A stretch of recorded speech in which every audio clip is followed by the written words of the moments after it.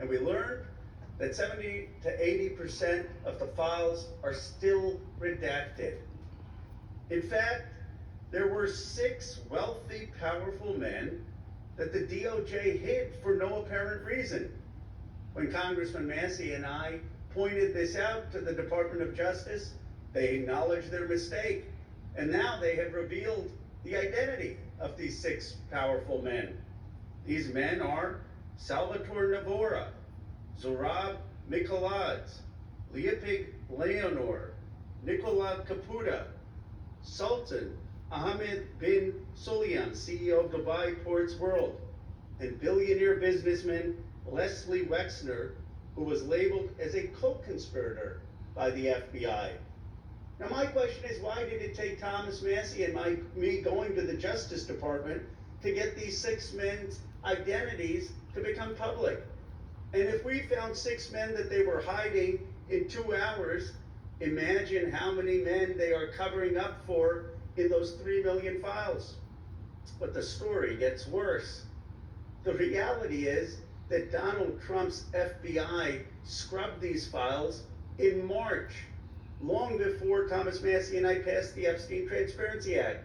Now my bill is clear. The Epstein Transparency Act requires them to unredact those FBI files.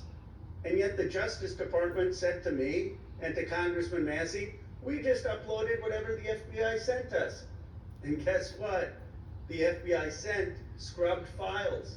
That means the survivor's statement to the FBI, naming rich and powerful men who went to Epstein's island, who went to his ranch, who went to his home and raped and abused underage girls or saw underage girls being paraded, they're all hidden. They're all redacted. It's a little bit of a farce. They're inviting all the members of Congress to go to see the Department of Justice, quote unquote, unredacted files, but they've got all redacted files from the FBI. And it's not the fault of the Justice Department attorneys. They were just told upload things that Donald Trump's FBI had already scrubbed. It's a blatant violation of the Epstein Transparency Act, but it also asks a fundamental question. Who are they protecting? Why are they protecting these rich and powerful men, people I call part of the Epstein class?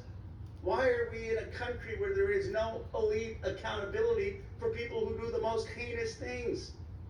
You have in England the king now calling for investigation and possible prosecution of his own brother. You have in Norway the princess who no longer has support to be the queen.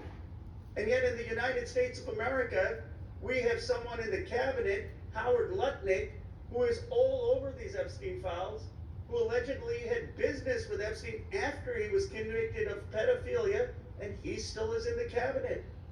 We need to ask ourselves, are we in America going to have elite accountability?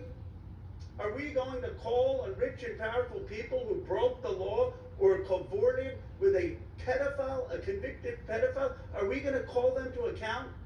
Are we going to have prosecutions